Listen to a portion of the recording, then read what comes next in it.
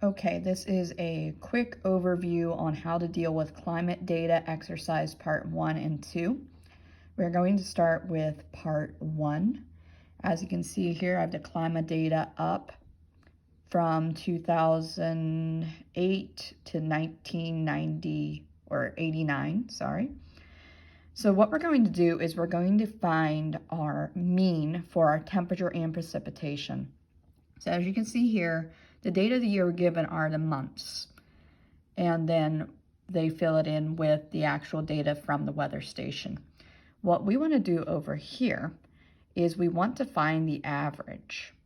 So the average is adding up all of this all together and then dividing it by 12, being that's how many observations we have. And we would do that for each column. But there's a much easier way to do this, but let me show you the first one. So we go up here and we go average. Now see, it's going to want to do this thing of adding these and dividing. You do not want that. So you go ahead, delete out the formula. Where you want to start with this particular column, you want to be over here. So you click on it, and then you can drag your box.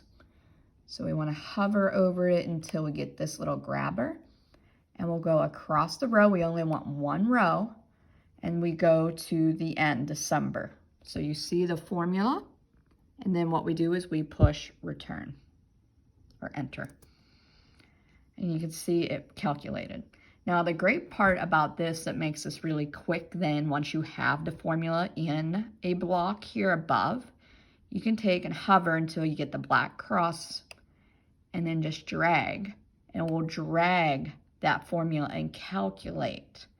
And you can do this for the whole row. You can see I'd already done it previously. And it calculated out all the data that you needed and gave you that annual mean. All right, now for the bottom, we're going to do the same exact thing. You can see here, I already did it, but let's delete one out. And we can click here, and we can go ahead and drag that formula, and you can see that it popped up. All right, let's do that again, because I'm not sure if that did it correctly. Right. We'll just delete out one more. And we can even do it from this side.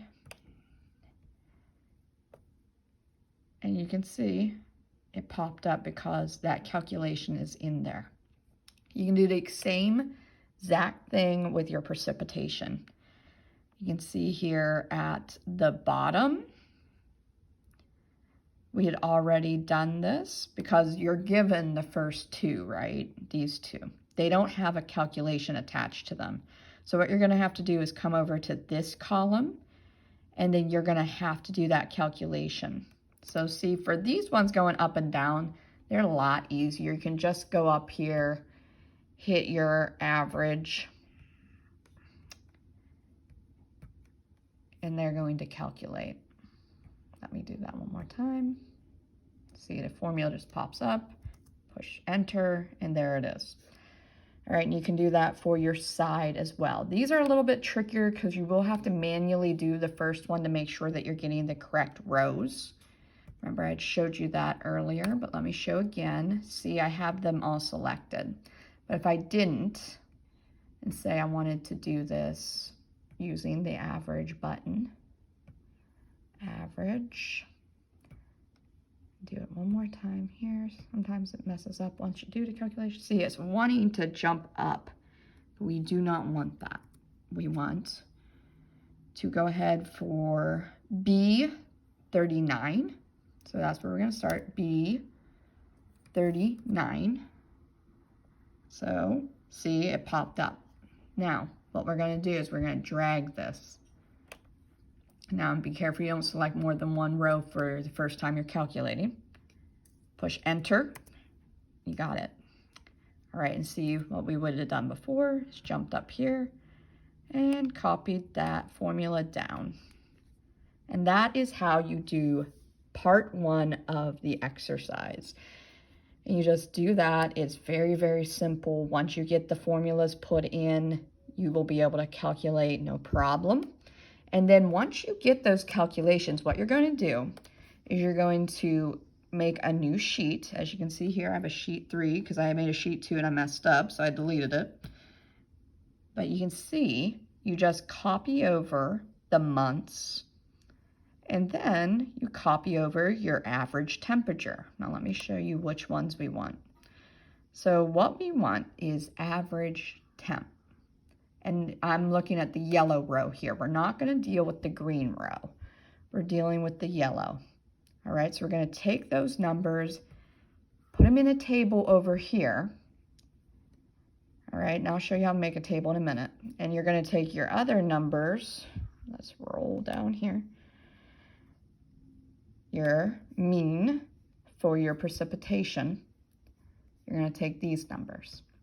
All right, I kind of cleaned them up a little bit, rounded up on some of these. You can do that if you choose. You can always just copy them over too. I put mine in manually because sometimes formulas do not copy over correctly. And let me show you, if you're trying to copy a cell that has a formula, what you're going to want to do is hit this, and we're going to want to push copy. Don't just Control C, because it will mess things up. All right, and then you're going to want to come over here, and you're going to want to hit values only, because if you do not do that, you will get an error message. So that's how you can copy them if you choose to do that. I like to manually put them over if it's not too many numbers. And this is small, so you can always do it manually. I could not get the table to go up and down at first. It was going sideways, and that's not what I wanted. So I manually made this table. Now, how to make a table like this is you would want to put in your titles here, because they will translate over to the actual graph when we make it. So you can see we have months, and we entered those, average temperatures, which you got from the data you did in part 1, and average precipitation. All right, and you're just going to fill them in because you already have those answers. So to make a table, you're going to go Insert. See here, we have Table. Of course, I'm not in an area that I can make a table. There I am now. So you can push Make a Table. And what I did is I entered all this information first, and then what I did was highlight it. And then, of course, it's already a table, but what you would do is just hit Table, and it would make a table from the cells that you have selected. So this is nice because it brings all the data together so that you can actually make your graph then. So what you do once you have your table made is you would select the whole table. You go up here to Graphs, and you would insert Combo Chart. And you would do Create a Custom Combo Chart. And as you can see here, this is what will come up. Now what you're going to want to do is make sure that your first one is a cluster column, and that you have a line here, and you would hit this. You have to make sure to hit that secondary axis, or else it's not going to show things the way that they're supposed to be shown. So what your blue is going to be is your average temperature, and your line, your orange line, is going to be your precipitations, averages. You see precipitation numbers over here, temperature numbers over here, and it's not popping up here, but once we get out of here, we can edit that. So I'm not going to push OK, but if you were doing this, you would, because I already have my graph, and you would not. But you would push OK. I'm just going to hit Cancel. See, this is what I have come up with. And I have average temp for blue bars, average precipitation for my line. You can see up here.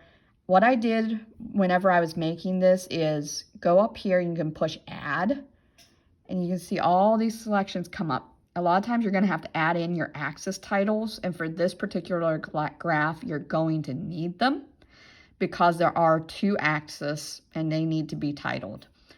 And you can see here we have average precipitation for this axis title, and you can just click on it, and that makes it editable So you can mess with the text. Same over here, average temp.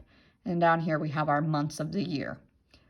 So that's it. You can put a title on it, of course. This is weather reporting station for 1989 to 2018.